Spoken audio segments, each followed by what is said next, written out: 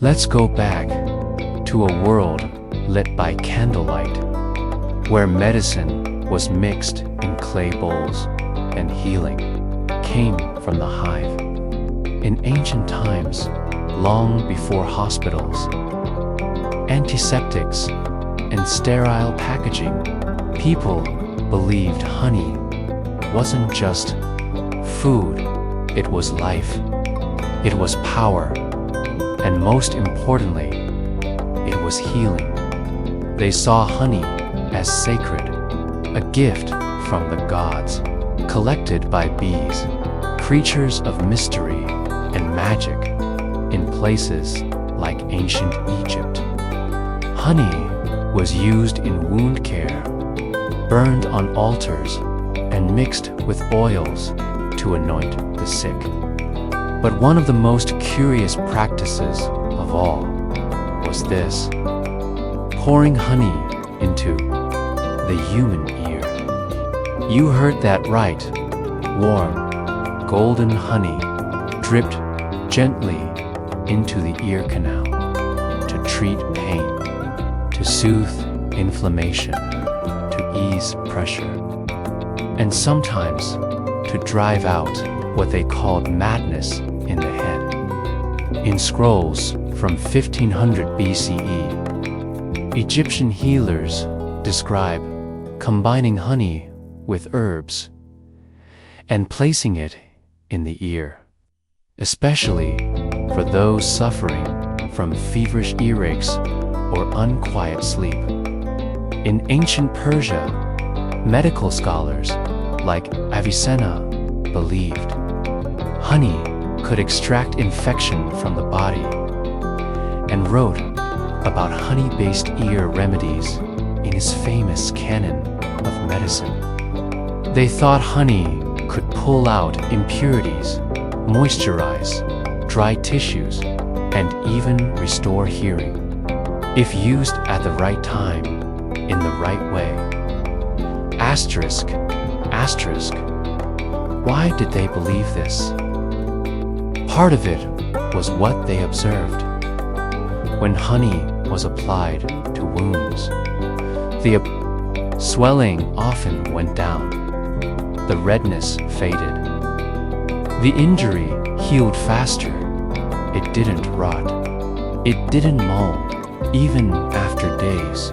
In fact, ancient Egyptians placed honey in the tombs of pharaohs, and when opened thousands of years later, that honey was still intact, still golden, still sweet, still untouched by time.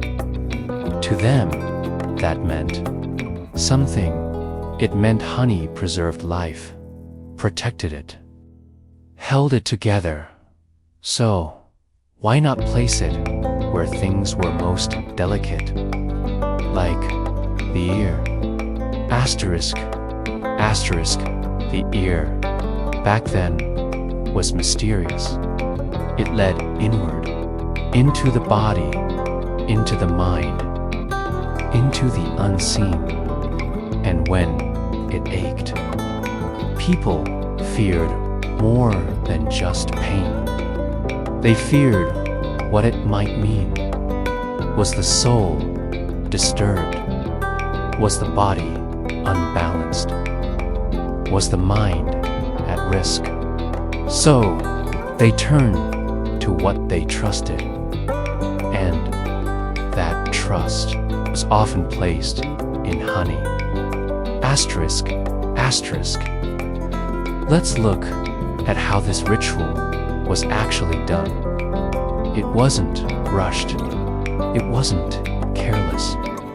It was careful, precise, almost sacred.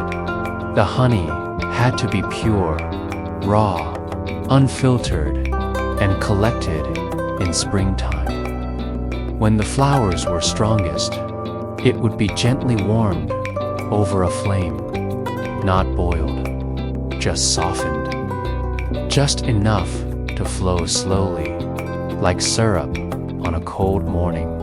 Then, the patient would lie down, their head tilted, ear exposed. A healer, or sometimes a mother, would take a clean reed, a dropper made from bone or clay, and allow just a few drops of warm honey to fall into the ear. Canal.drop, pause, drop, pause, pause, dot, each one intentional, measured, they would. Wait, let the honey settle. Sometimes they'd plug the ear lightly with cotton or wool soaked in lavender. Other times, they left it open, allowing the honey to do its work overnight. In the morning, the ear would be flushed with warm water or oil. And if the patient could hear better, if the pain had eased, the treatment was declared a success. Asterisk, asterisk, this wasn't just done in Egypt or Persia. In medieval Europe, honey was often combined with herbs, thyme, chamomile, garlic, or rose oil. In Russia, honey mixed with vodka or vinegar was used as a compress, wrapped in cloth and pressed behind the ear for hours. In India, Ayurvedic healers sometimes mix honey with ghee and ground tulsi, believed to calm inflammation and cool the head. In Africa, honey was poured into hollowed-out onions, then gently warmed by fire. The sweet vapor was believed to open ear passages and speak to the soul.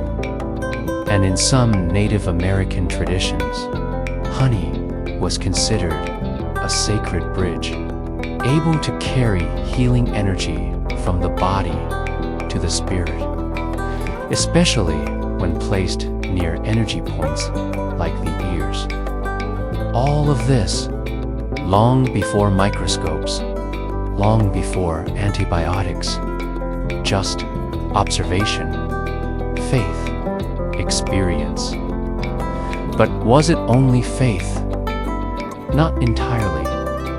Modern science tells us honey is more than sugar. It's naturally antibacterial.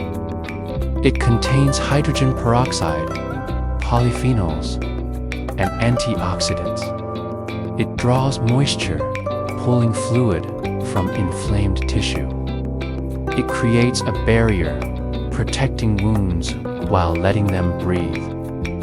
In fact, doctors today still use medical-grade honey in wound dressings, especially for burns and ulcers that don't respond to drugs. So the ancients weren't wrong. They were just early that their logic may have been mystical, but the outcome, it had truth in it, especially for mild ear infections, inflammation, or dry, irritated skin. Asterisk, asterisk still, honey in the ear wasn't without risk. Too much could clog the canal. If left uncleaned, it could trap bacteria. If poured too hot, it could burn. That's why the best healers took their time, used gentle tools, watched closely, and that might be the most beautiful part of this whole ritual. It wasn't just the honey. It was the care, the attention, the slowness. It's the presence of someone sitting beside you, tending to your pain with something sweet and warm. That alone can begin the healing. Asterisk, asterisk, over time, the ritual began to fade. Hospitals spread. Science evolved. Doctors warned against placing anything sticky in the ear, and slowly, the memory of honey as a healer faded into history. Not because it didn't work, but because better tools were found.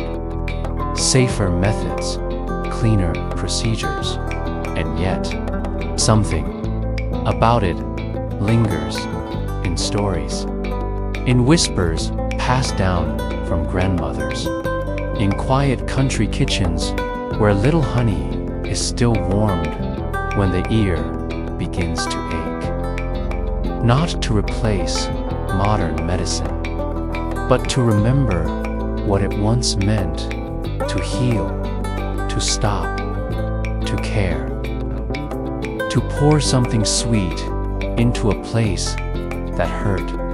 It sounds strange now, but maybe that's what makes it beautiful.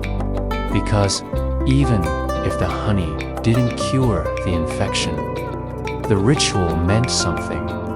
It meant you were seen, held, helped, treated with intention, and that is powerful. Asterisks. Today, we treat ears with drops, tools, suction, precision, but there's something we may have lost. The slowness of healing, the tenderness, the way someone sat beside you, warmed honey in a clay dish, and waited with you in silence. That's what rituals like this remind us of. Not just how to fix, but how to be present. And maybe there's still a place for that dot, for warm oils, for careful hands, for the idea that healing isn't just about chemicals, but about connection. So tonight, as the wax is gone, as the ear is clean, as the quiet returns, let yourself rest. Let yourself feel the sweetness, not just of honey, but of someone once believing you were worth healing because you are. And sometimes, that's all we need to hear. Thank you for being here. Thank you for listening. And thank you for remembering. Sleep well, or carry this peace into your day. And never forget, some of the strangest rituals are the ones that loved